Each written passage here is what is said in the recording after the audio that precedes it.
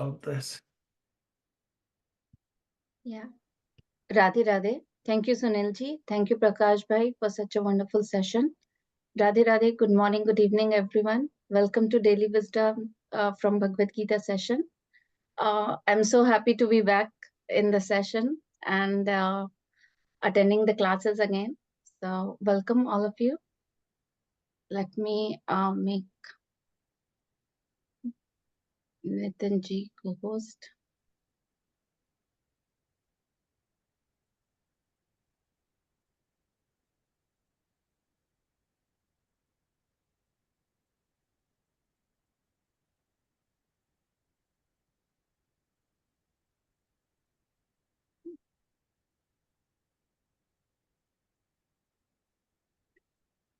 All right.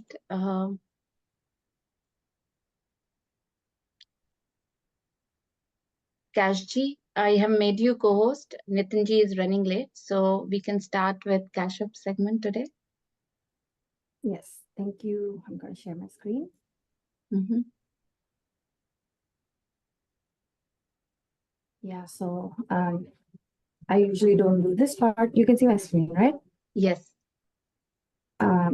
But I do it today since this is the segment we're starting with. So welcome everybody, and we'll start with our daily prayers as usual. Gurur Brahma, Gurur Vishnu, Gurur Devo Maheshwaraha, Gurur Sakshat Parabrahma, Tasmai Shri Gurave Namaha. Tasmai Shri Gurave Namaha. Vasudeva Sutam Devam Kamsachanuramardanam Devaki Paramanandam Krishnam Vande Jagat Guru. Krishnam Vande Jagat Guru. All right, welcome again, everyone. And then in lieu of the Gita segment, we'll start with the Prema Siddhant segment instead. So let's dive into it. Today we'll start with a saying. We've all heard people say imitation is the sincerest form of flattery. But there's more to it. If we try to be a copycat without knowing the full picture, then sometimes we might end up with totally unintended results, right? So this brings us to our topic for today, the limitation of imitation.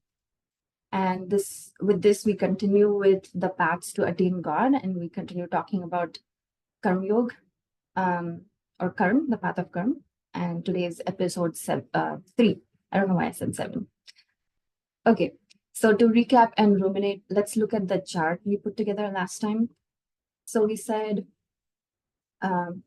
one aspect of the Karma path is Vikarm, which is to engage in sinful actions or inaction for that matter.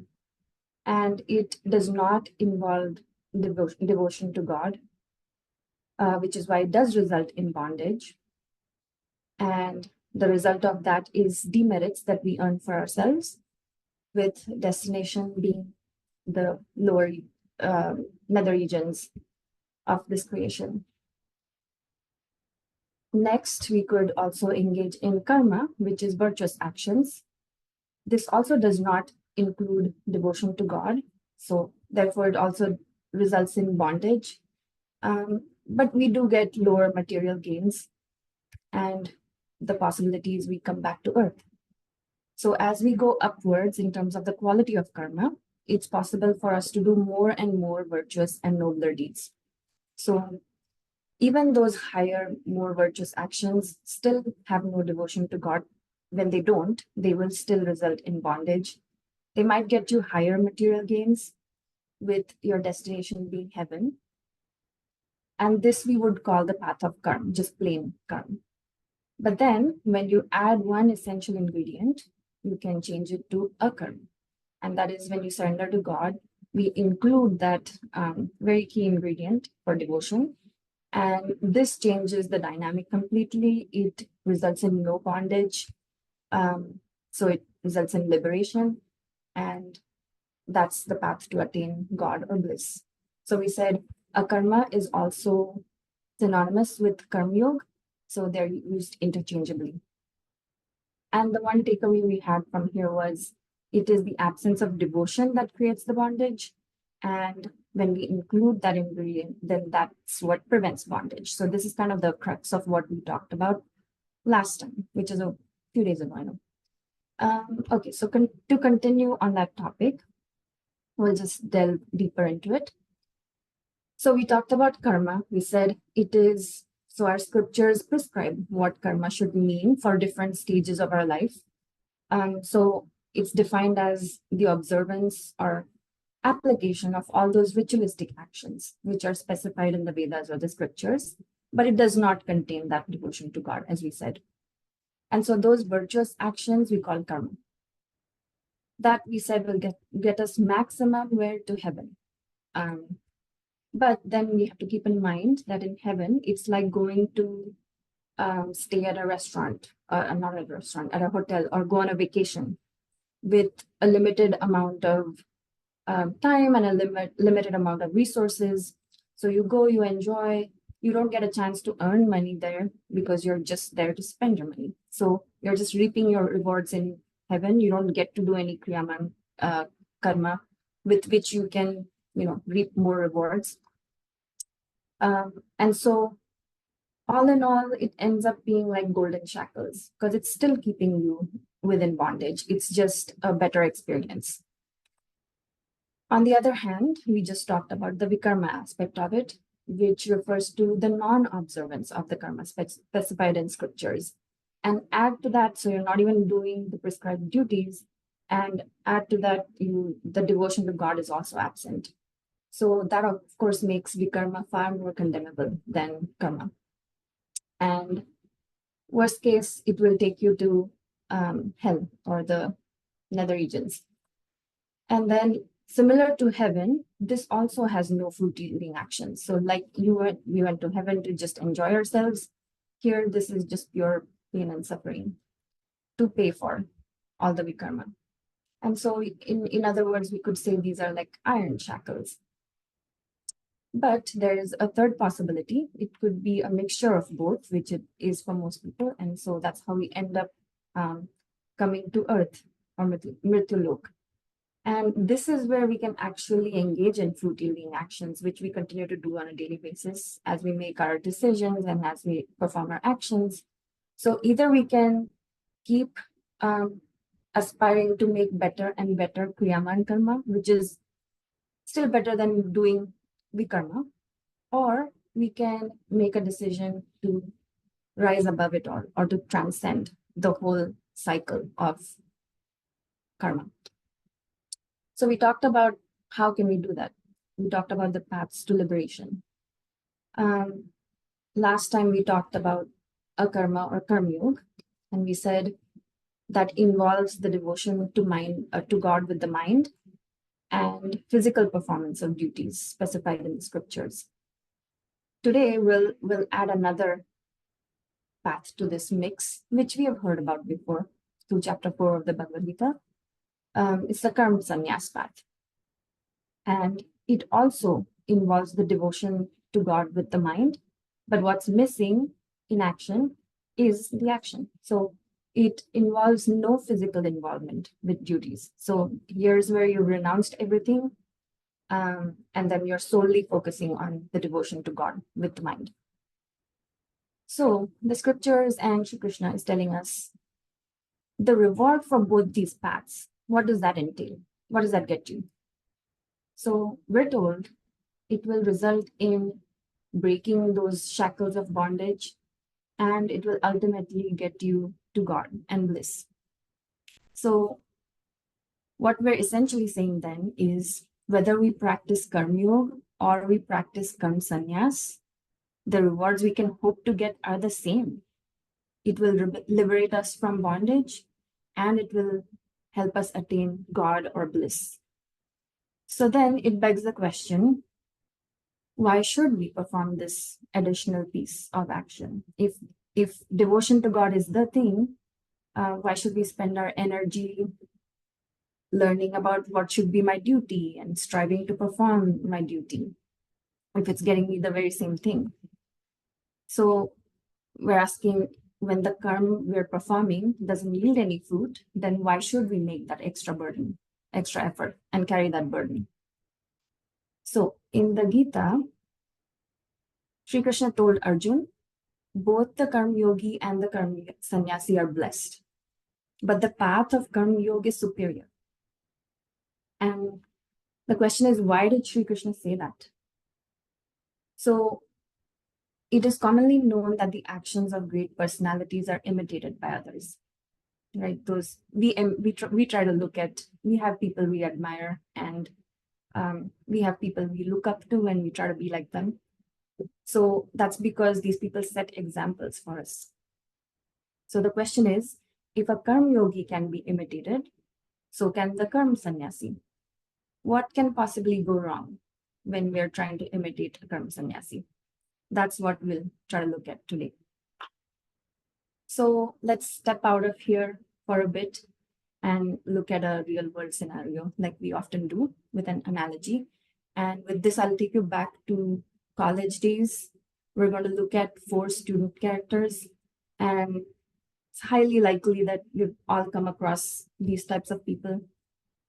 So firstly, here's a student who's either she's listening to some music or these are noise cancellation headphones, we don't know, but she appears to have something on and she appears to be studying. And then if we could take a look into her mind, which we can't, she's thinking about the trigonometric formula that she's studying. So then so the student 1 is outwardly appearing to be studying with mind focused on studies, right? Let's look at another student who's trying to be like this first student and is imitating the outwardly appearance of the student. But internally, they don't know what she's thinking. So maybe he's assuming she's listening to some music and he puts on some music and maybe he's getting distracted by it. So in this case, student 2 is imitating student 1 on outward appearances, copying outward actions, but the mind is not really focused on what it should be, but at least is trying to study. Student 3 is lying under a tree, doesn't appear to be studying, but unbeknownst to us, he's actually revising his formula and revising studies in his mind. So outwardly, it doesn't look like he's working hard or doing much at all, but internally, he's very focused and knows exactly what he should be doing. But then here's another student who's trying to mimic this guy, can see that, oh, he's just relaxing. Maybe what I've studied is enough. I don't see this other brilliant student putting in any more effort, so maybe let me do the same. And so she's lying there relaxing, but while he's actually studying in his mind, she's probably just dreaming about food or something else. So student 4 is imitating student 3, copying outward actions, and mind is also not focused on studying. So we can extrapolate that these 2 people, it doesn't matter what they're doing on the outside, in their mind where they should be, they're revising their studies. And so it's highly likely that they're good students, they're going to get good results. This person is trying to mimic outwardly studying, but not quite succeeding. So it's probably just getting by in terms of grades. And what do we think for this person? It's highly likely they're going to get an F grade because they're not even making an attempt to study and they're definitely not thinking about studies. So you know where this is going. This can be analogous to a karma yogi who's outwardly also performing actions and has the mind focused on devotion.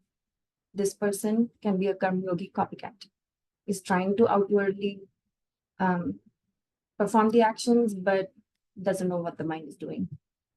The third one, we can correspond to a karma sannyasi, who's given up any actions of studying outwardly, but in his mind is thinking about all this formulae and about the math.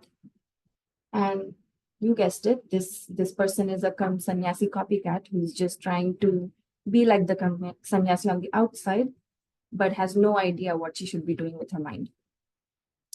So then that got me thinking of an iceberg, which is, there's not much you see on the outside with an iceberg. A large percentage of it is hidden under the view. So I found this really nifty picture. It kind of describes why success is like an iceberg, because all people will see are your results, your accolades, your certificates, and your awards. They don't get to see moment to moment how much work and just how much blood, sweat, and tears go behind that success. So it involves a lot of sacrifice. It involves building good habits, having a focused approach, persisting. You could be met with disappointments and tears, but you have to keep persevering. You have to learn soft skills like time management and learning to meet your expenses and so on. So I thought this was a really nifty picture. And since we're talking about imitation, why not try to imitate this picture and draw a parallel to Karma Sannyas, which can be somewhat like an iceberg. So let's look at how Karma Sannyas is like an iceberg. So again, there's things people can see and things people don't see. So what they will see with the sannyasi usually is, other than the orange garb, if there is one, they'll see that that person is not doing much. There's inaction, they're just sitting there. They don't appear to be doing anything. But what they're not seeing, what lies beneath the surface, is there's a lot of contemplation going on. There's practicing of equanimity. There's a lot of restraint. Their behaviors are very different from people who are worldly. There's a lot of austerity involved. They have to be content with whatever little they have. They're trying to be more and more detached. They're trying to practice surrender. They're practicing immense control over their mind and senses. They could be engaging in internal meditation, chanting, those kind of things. And of course, overarching the umbrella is of devotion. So there's a lot beneath the surface that a Karma Sannyasi is doing as part of following that path. If we try to imitate, we will not see. That's the whole point of this picture. So to take that forward one step, let's look at more specific examples. So here's a person who's working at a job, but while they're performing whatever they're employed to do, their mind is on God and they're focusing on devotion. So while outwardly they're appearing to perform some actions, their mind is focused on God. But like the copycat we saw in the student example, here's a person who's trying to see, okay, this guy appears to be a really successful professional. I want to be just like him. But in their mind, they're thinking about more material desires. They're attached to material success rather than the spiritual aspect of it, which is not visible from the outside.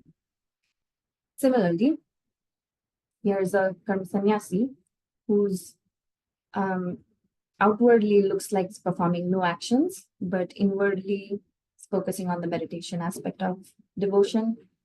And someone who's trying to imitate this person outwardly is imitating just very well, not doing anything at all, but inside doesn't know, still thinking about material desires, is not completely renounced.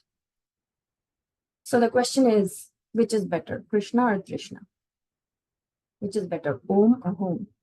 So Trishna is just thirst, desires. So you're thinking about material desires instead of devotion.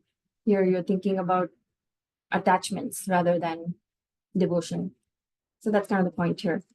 So we're saying this person is successfully and accurately following the path of Karma Yoga as it is prescribed. This person is accurately performing or following the path of Karma Sannyasi. This person can be called a karmi, as we saw in our chart, because at least they're doing their prescribed duties. They might not be attaching their mind to God, but they're going to incur less sin from doing that. At least they're doing what they're supposed to be doing. This person, on the other hand, any guesses? Yes, this is a vikarmi, because they're not only shirking their duties, they're not doing what they're supposed to be doing, but then their mind is not devoted to God. So they're missing out on that key ingredient as well, which makes matters worse. So if we look at this chart again, we have one more path to add to this chart. So we said, like Karmyo, there can be another path for Karma Sannyas, which is when you renounce duties, detach from the world completely. But while doing that, we have our mind focused on devotion to God. And this incurs no bondage, just like a karma. And so the result again is liberation from all bondage, final destination, God and bliss. So we said this path is called the path of Karma Sannyas. And like the takeaway here, where we said it's the devotion that creates the bondage, the absence of it that creates the bondage. And when you add that to the mix, it prevents the bondage. What takeaway we're coming at from these two paths is that regardless of outwardly action, whether you're performing action or whether it's inaction, it's the inner devotion that results in liberation from bondage. That's the differentiating factor. So this completes our chart of the paths of karma today. So let's take a look at, before we close out on this, let's take a look at what the scriptures have to say about this concept. So Gita 9.27 says, whatever you do, whatever you eat, whatever sacrificial rites you perform, whatever you give in charity, do it for me alone. If your mind is attached to me, then your actions will not bind you. Again, Gita 18.46 says, a man attains perfection when he performs his duties as an act of worship to God. And then a verse in the Bhagavatam says, that alone is true karma, which results in pleasing God. If any karma does not give rise to love for the lotus feet of Lord Krishna, then that karma is fruitless toil. So again and again, all of these scriptures are pointing to just one thing. Doesn't matter what you're doing, make sure your mind is attached to God. Make sure your mind is focused on God. So that is the crux. Devotion is the key. Offer everything to God. It doesn't matter what we're doing on the outside. So that brings us to applied knowledge is power. Instead of imitating, why don't we try to emulate? So when we say we're imitating, we're merely copying actions, outwardly behavior, and we're replicating surface level stuff that we can actually see. But we're not putting in time to look at things in depth or study or examine stuff around it. We're ignoring important factors that could be very key to the success. We don't even know about them. And we're neglecting those key drivers. But when we try to emulate, we're learning actually from a role model. We're studying their methodology. We're trying to acquire their qualities. We're examining exactly how they arrived at success or failure. And then we're putting in the effort to actually put that in practice. So if we, again, draw a parallel to that iceberg, imitating would just be this top half of the iceberg that we can see, that is visible to us. And then when we try to emulate, we're diving deep beneath the surface to see what is exactly going on here. And what is it that we need to follow that will give us the same success. So I will leave you with this one thought. No matter what our work or action, when we surrender it to Parmeshwar with our intentions, any ritual can become spiritual. And that concludes this segment for today. As always, thank you for your patience and attention. Radhe Radhe.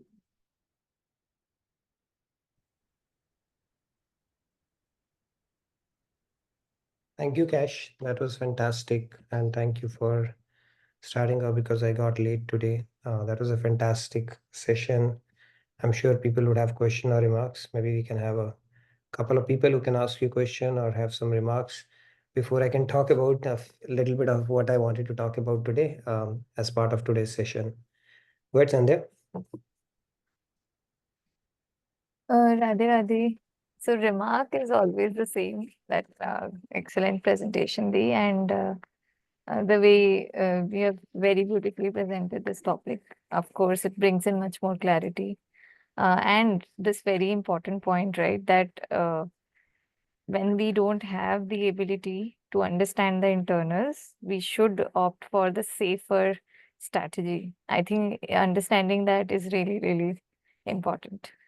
So, just I had like two quick questions. One regarding karma sannyas. So, strictly as per the definition, is it like externally karma sannyasis always are opting for inaction and they are just totally engaged in devotion? I think there could be offshoots like people engaged in seva, for example.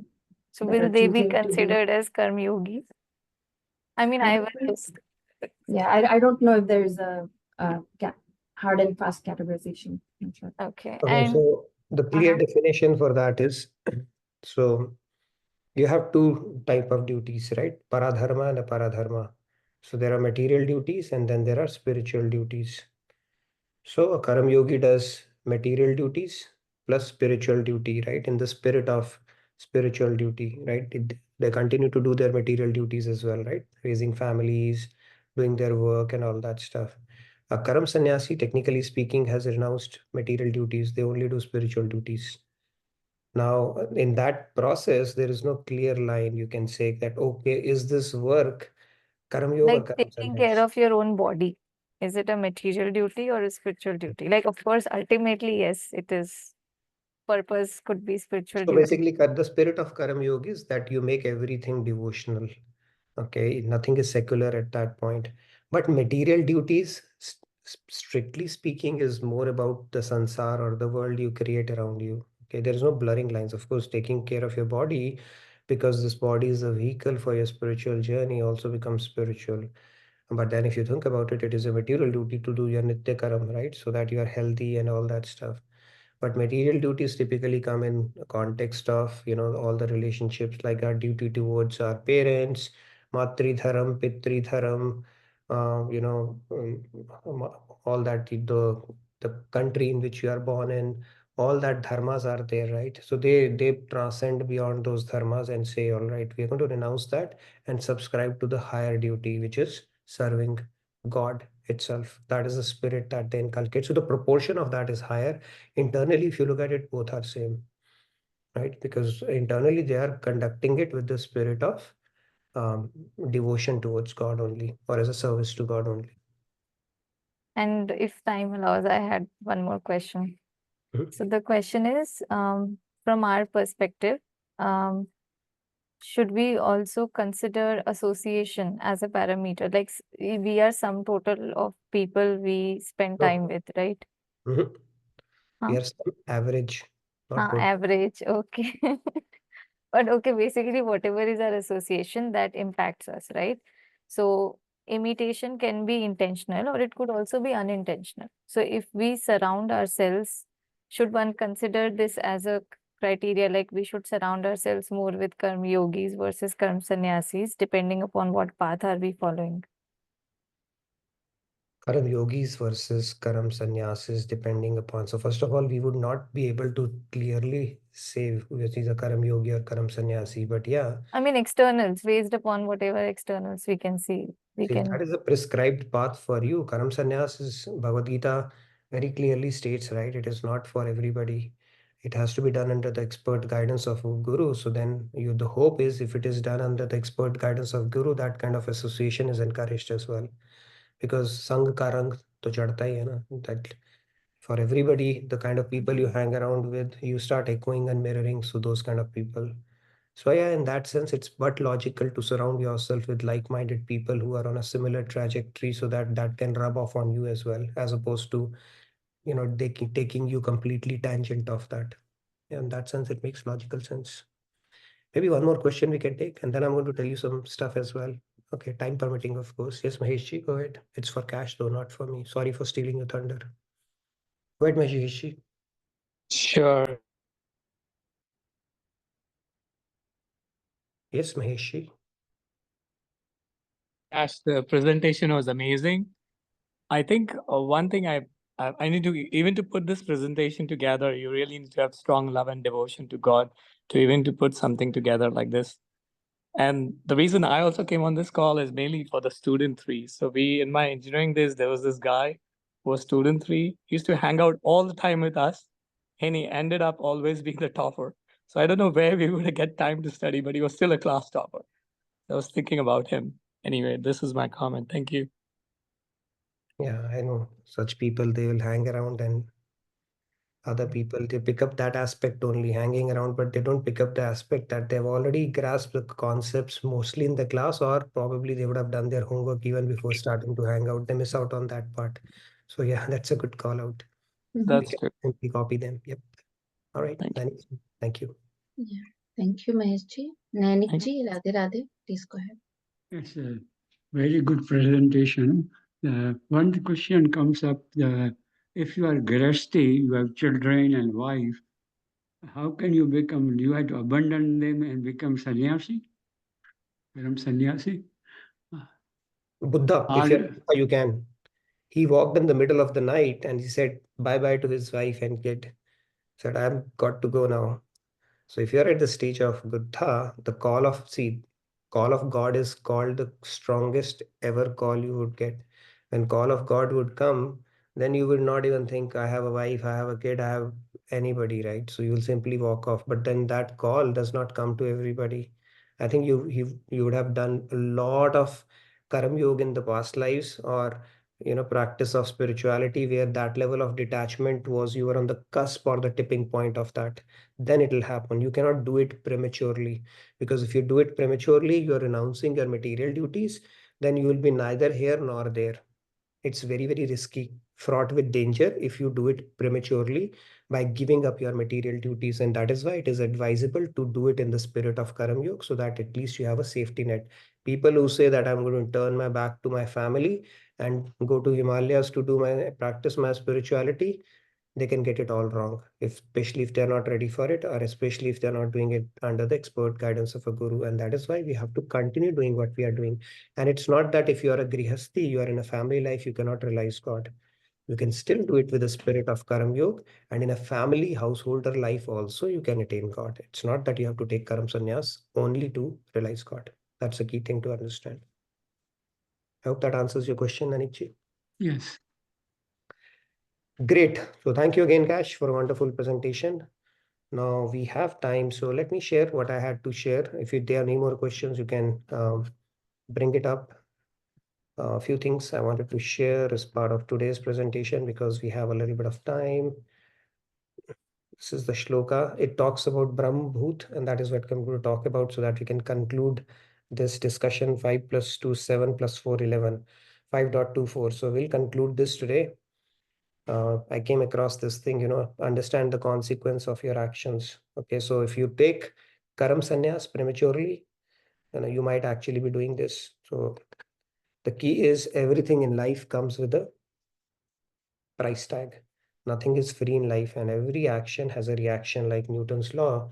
So we need to be very careful about what we are doing, and then ignorance is not a bliss. So understanding the right knowledge and then taking our actions in accordance with the injunctions of our teachings, scriptural teachings, is the way to go.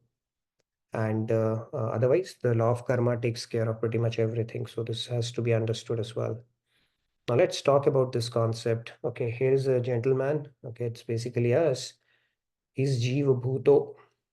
Okay, this shloka, if you look at it, it talks about Brahma Nirvana, and then it uses the term Brahma Bhuto. So currently we are a Jiva Bhuto. Now, being a Jiva Bhuto, and then we have to reach this stage of Brahma Bhuto. And Brahma Bhuto doesn't mean you have to sit in meditation. It's like you've kind of gotten an upgrade in your consciousness. So, and how do you, the bridge from Jiva Bhuto to Brahma Bhuto is spirituality. Through spirituality, you reach that stage where you transcend your material consciousness and attain this stage. Now, why we are Jiva Bhuto? Because we are trying to derive superficial happiness through external engagements. We love the world, mother, father, husband, wife, son, daughter, and we do worldliness, like we do service with external senses. With God, we go to a temple and recite and do all that stuff. So all that work is worldly stuff, especially if we are doing it with our senses.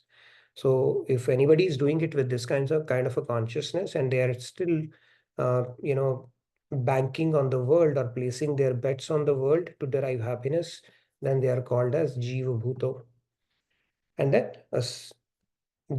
this Brahma Bhut, the symptom for that is that they relish happiness from within. That is what we've been talking about. They tap into the fountain of bliss which is residing within us.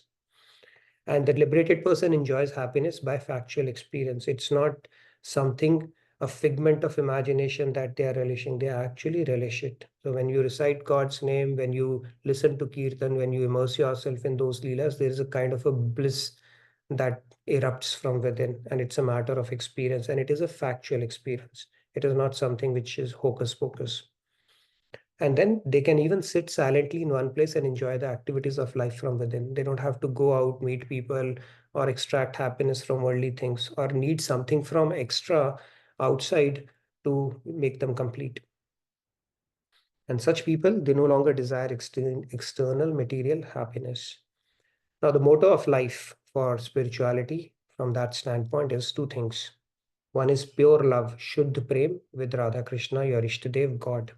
Okay, that is the first thing. Pure love, unalloyed love, not tainted with any kind of desires for self. It's not seeking world via God. It is pure love for God, for His sake, not for our own sake. And the second important thing in spirituality that we have to keep in mind is the worldliness or the behavioral competence, kushal vyavhar, as you call it, with the world around us. Both things have to go hand in hand. When we become simple in the matter of God, we become simple, naive, gullible in the world as well. That's not how it's meant to be. Apply your buddhi in world and man in God. Become simple in front of God, but when it comes to world, you have to deal you need to have the behavioral competence so that you don't end up becoming gullible or taken advantage of and have bitterness around it down the line. So it's very important to have some kind of a resilience or safeguards or guardrails around you so that you can nurture your spirituality as well. So man in God, buddhi in world, both things go hand in hand. So behavioral competence is really needed to navigate this world. It's like navigating through a sea. This world is like an ocean, Bhavasagar anyway, or Bhavatati, like they call it. And then with the boat of spirituality, we continue to develop love for God, and that is where we need it unalloyed, pure love for God. And that is the gist of all the scriptures. Even Bible says, love God with all thy heart and all thy might. End of the scriptures or sense of the scriptures, Bhagavad Gita, no matter which scripture you pick up, is develop love for God. There is nothing else that needs to be known. From if you have to distill one message out of Bhagavad Gita or any scripture for that matter, it's just love for God. Right? Love is a driving emotion even in this world. And if we can dovetail it towards God, there's nothing better we can do. And everything else will fall in place. Bhakti is also the same thing. And when you love God, you will automatically feel like serving God as well. So love for God is the essence, and that is the only thing you need to do. Nothing else is needed. Okay. All the gyan that we are doing, all the knowledge that we are gaining, all the Bhagavad Gita contemplation that we are doing, it should only end with developing love for God. If we can sit down and do Radhe Govind, Govind Radhe, Hare Ram, Hare Krishna, Jai Mata Ki, whatever comes naturally to you, and you can do it with a lot of devotion and emotion around it, that's all is needed. So this intellectual gymnastics, the contemplation, everything is just a means to an end, and end is to develop love for God. So if there's one message, regardless of what stage of spiritual journey we are on, or how much Bhagavad Gita we have covered, or how much any other scripture we have covered, one thing that you can just take, the key takeaway from the entire scriptural study is to develop love and faith for God, nothing else.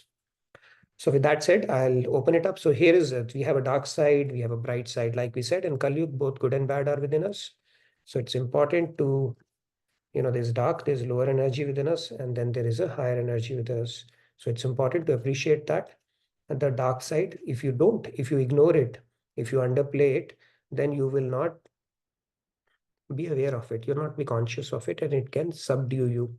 But when you are aware, the anger resides within me, the lust resides within me, the greed resides within me, the distraction resides within me, then you can do something about it. It's like acknowledging something which is there.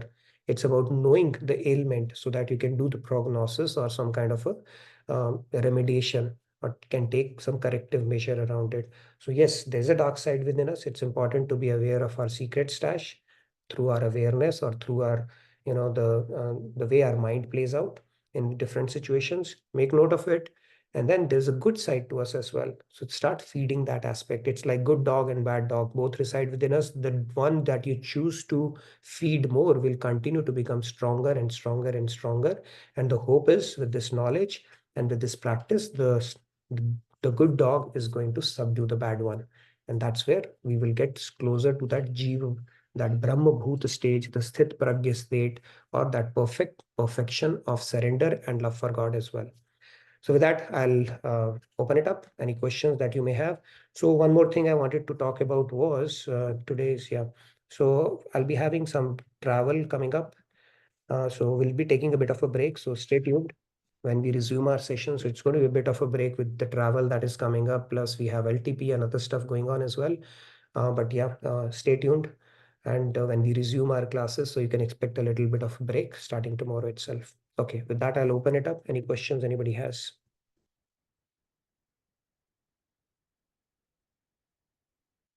Yes, Pallavi ji. Yeah, Radhe Radhe Nitinji. Radhe Radhe. There is a question in chat from Prabhat ji. He is asking about the regarding the topic of karma sannyas and karma yoga. If someone is guiding others on a spiritual path and not engaged in any worldly relationship, is it karma sannyas? Not engaged in any worldly. Okay, this is Cash's question because she took that topic. So go ahead, please. I need more context on the question. Who's not on the worldly path?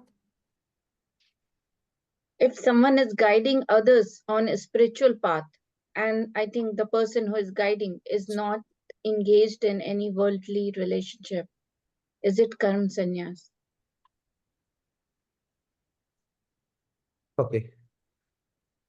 I can take that. I can try taking that question. You go ahead and then I can chime in. So if the person who's guiding isn't involved in worldly duties, I mean that path is karma sannyas, but if it depends on where their mental focus is. If that's attached, I mean, I don't, we apply the same criteria, I guess, to the situation. They're not doing outwardly duties, but are they channeling mental focus and devotion towards God or not? So we don't see, becomes a little blurring eyes, right? We don't know what's going on inside that, what they're doing, what is the yardstick for us to evaluate what kind of action they are did. Yeah, we can make an educated guess around it. But yeah, typically with the Karam Sannyas, if you ask some kind of a guru, right, what are the maryadas or the boundaries within which they should typically operate, or they should operate, or they are operating, I think that's a pretty nuanced answer to that. Right. If I were at that position, I could have opined about it because I'm not, I can only say that a person who's, at that level or at that stature can define what are the boundaries, and then how do you evaluate it basically. But you can make an educated case around, looking at the superficial things, because typically when we look at Karam Sannyasis, there are certain yardsticks that are employed, at least from a worldly standpoint, that you would expect them. So that could be a rule of thumb we can apply, but if we were to get an absolute answer, I would rather have a saint or an expert answer that than me taking a shot or a call on it. Sure. Yeah. Thank you, Nitinji. Thank you, Kash. Sandhya ji, Radhe Radhe, please go ahead.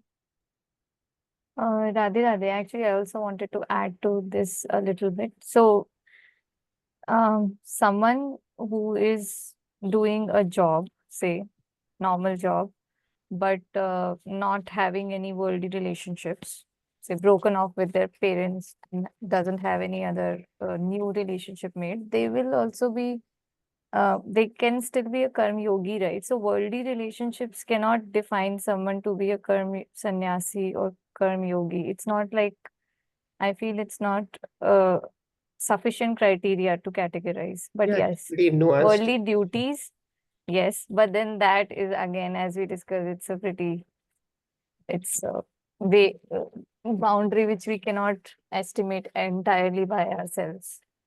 True. It's very difficult. What if somebody is like Shravan Kumar, who performs worldly duties with the spirit of serving God through their parents, right? That is also with the spirit of Karam Sannyas only, right? So it's very difficult to know that. You know, the optics may not suggest whether it's truly Karam Sannyas or Karam Yoga at that point, right? So it's a very what you call it's a deep thinking around this topic, right? Deep not contemplation, but it's a pretty deep topic in that sense. It's very difficult to And I know. think you can never be sure, like one thing. And then especially in Kali Yuga, as many saints have said, that this becomes even more rare as opposed to say in the previous yugas. In Kali Yuga, having proper karma sannyasis, the number will reduce even further, right? Like because of the way this particular yuga works. Yes. And okay, and Kumarji has also sent a message regarding this. He says, this is a tricky question, does not need to be a karma sannyasi. And just because they are not having other relationships does not make them karma sannyasi. So he's also Please fill out the feedback tracker as well.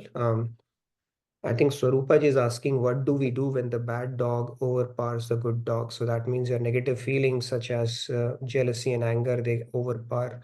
So again, the knowledge is the only way to neutralize that. If we have a predisposition to certain negative thought process or those kind of things, we have to bring in the knowledge, proper knowledge to our head. It's like, am I here in this world to cater to my body and mind or to my soul? And if we truly think about it, just being purely objectively being selfish about our own self, our spiritual journey, then we will refrain, we will reason it, not to be angry or jealous around it. We will try to work on that by having a witness consciousness that, hey, my mind is falling into the trap of anger and jealousy. I need to divert it because it's not good for my spiritual journey. So proper knowledge and then witness consciousness, that tool is very helpful on this path, where you observe your thoughts and tell your mind. You can chide or scold your mind. You can even scold your intellect at times when it is not agreeing to something that it does not, scriptures do not approve of, or the knowledge that we have understood does not approve of. That's where we need to work. There is no magic wand around it. With knowledge, we have to neutralize these negative emotions. But the key is to have self-awareness. If we don't have self-awareness, if you're not reading ourselves, same input, same output. In fact, output will worsen with time because you are choosing to ride that emotion. And those grooves, mental grooves that it is going to form will become our sanskars. And then we have to contend or struggle with them, not only in this life, but lifetimes to come as well. So why to dig a pit for ourselves that we only have to climb over, right? So that is how we try to neutralize or try to overcome it. It's only through practice that we can do that. And you can do practice only when you are convinced. And even though you're not convinced, at least the knowledge has to be proper. And then you can try to neutralize these emotions. So Rubaji, hope that answers your question. Yes, Pratyusha. Again, a reminder, we will be okay, thank you. Okay, good, Pratyusha ji. Swarupa ji, if that answered your question. I just want to remind that we will be off from sessions for a bit. So when we resume, you can expect a communication because I have some travel coming up, and because of which I think there's going to be a bit of a break in the session, and then LTP is coming up as well. So I don't know how much break. It could be few weeks, could be a little more than that. But just wanted to let everybody know that we'll have a break starting tomorrow. Yes, Pratyusha, go ahead. Yeah, Radhe Radhe, Radhe Radhe, everyone, please Radhe go ahead. Radhe Shah, Radhe Radhe Radhe Radhe. Kalanji. Yeah, actually, I wanted to add a point where about sannyas. Okay, we cannot know who is a karma sannyasi, but a God realized saint can know. So if we are looking at a saint or we are looking at a person, both we cannot know whether they are God realized or they are karma sannyasi. one second point is about a story that I came across about Adi Shankaracharya taking a student called Hasta Amalaka. What he did was like he acted like a dumb person, not interested in worldly things or anything, not talking to anybody, not listening to anyone, no, not playing. He will just be silent, you know. And when his parents heard that Adi Shankaracharya is in the village, they took him there and he asked him, "Who are you?" And the first thing he said was, "I am a soul, and I am acting on behalf of Paramatma," and all of that. And then he knew that, okay. And then he told his parents that you cannot make him stay with you. He will probably die. You let me take care of him. And then he took him under his wings, and then he was the first Jagat Guru of one of the Peeth that he established. So we cannot look at a person and say that he's a Karma Sannyasi. We cannot look at a guru and say he's God realized. So we have to be very, very careful in both the things. Very Radhe true. Radhe. Very true, Pratusha. It's not a easy thing to figure that out, and we can only take an educated guess around it and go with our own experience and the feelings around that journey. That's very true. Okay, anybody else who wants to say anything? If I can make a quick announcement about the LTP program, Sure. Nitinji. Yep. So the announcement is about the life transformation with Swamiji, which is starting from August 3rd to August the 9th, 2024, which is in Radhakrishna Temple, Dallas. And the daily discourses will be on Patanjali Yoga Sutra. The great free this event is free, and this is going to be in Radhakrishna Temple, Dallas. Thank you. And I think there are other live LTP also. I'll just quickly find it and I'll again announce it. Or you can post it in the chat. Yeah, I'll keep posting it. Yeah, thank Sure. you. Thank you. Yes, Sandhya, go ahead. Yes, Sandhya. So actually what Pratusha ji said, and then you said, right, educated guess. And just to add to that, like our best insurance policy, which you just mentioned at the end of the class, like love for God, devotion for God, and He only will guide us. Things that we cannot understand, He will make us understand sooner than later, and He will always protect us. So I think that is the biggest insurance policy all of us will always have. Sure. Very true. And Kumarji said that feed the good dog and starve the bad dog. So True. that's something we all can try. ज्ञान की हद है समझ और समझ की हद है प्रेम. Same. Right. So even Kabir Das ji had said, पोथी पढ़ पढ़ जग मुआ पंडित भय न कोई ढाई अक्षर प्रेम के पढ़े सो पंडित होए. So if there is one takeaway for you, we can continue to explore reading scriptures and all, because knowledge contemplation is important. But if there is one takeaway, one thing you would continue to focus on is, how do I develop love for God? How do I love God? How can I shed tears for God? How do I build a personal relationship with Him? That is the essence, basically, we need to focus on. So that is one key message. I hope you can keep that at the back of your mind, regardless of what stage of life you are in and what level of knowledge you are subscribing to. Yes, anything else? And there are a few more comments and questions. Sure. Kumarji says, 6 minutes. it is difficult to even identify a Karma Yogi. So that's right. Any questions are there? Yeah. Mahesh ji is asking what is estimated restart date. Sorry to ask that now. It's difficult to say that, but stay tuned for that. If I had an estimate, I would have told you, because travel is a little unpredictable. So, but yeah, I'm sure you can continue to revise what we have done in the meantime. Okay, so if no other questions, please fill out the feedback tracker. And one thing I would like to tell you is that, see, with God's grace, see, we all are carrying God within us, right? That feeling that He's our permanent associate, permanent friend, permanent caretaker. And with His, so one part of it is humility, that we need to be humble around things, have that spirit. On the other hand, with God's grace, anything is possible. There's nothing that can stop us from doing anything that we put our mind and faith to.